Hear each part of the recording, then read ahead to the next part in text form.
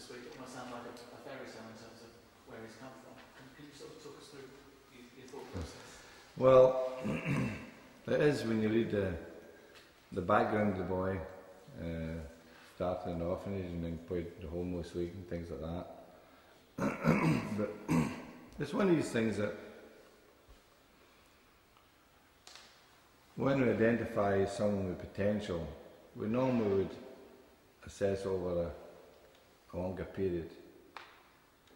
But with a good scout in Portugal, and he's very bright and he's got tremendous instinct with the boy, and we've worked on that impulse. He's 2-footed, he's very quick, there's material there. And there was other clubs that started to hover on the boy, and it was so. We made a quick decision on it and say, well, why don't we go for it? He's got material, I'm sure we can work with that.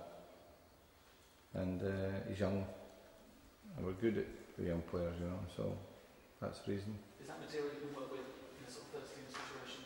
First team well, he'll come here first of all. He doesn't speak any English. That's got to be addressed, obviously, any player coming from another country, and we provide the language teachers for that. But I think the important thing is to allow him to settle in the club. We have good options anyway, I think, in the wide positions. I think Nani and Valencia in particular are starting to show maturity. We've got Ryan Giggs, of course, Gabby Albert and Thomas Cleverley. We're okay there. But, you know, it's a different type of player maybe, you know, and so we'll see what he does once he settles. The important thing is to get him integrated into the club. We'll get him to understand what the club's about. And we're not in a rush with him, you know. There's no need for us to rush him.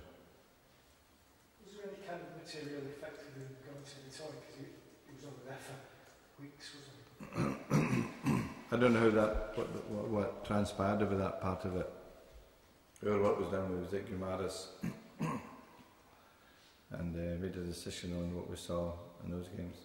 Did you expect when Newcastle went down that you would see him back like so quickly? No, I didn't because, you know, you could sense that there was going to be an upheaval in terms of players leaving. They sold quite a few players. And that's what I think you've got to give the manager credit.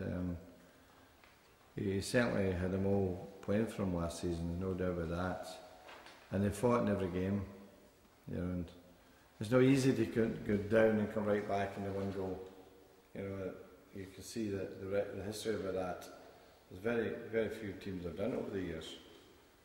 So you've got to give them credit for that. Of course, I think that they would probably be in a better position because of Newcastle's fantastic support than others. You know, when they travel away from home, Newcastle are taking, you know, as many as they can.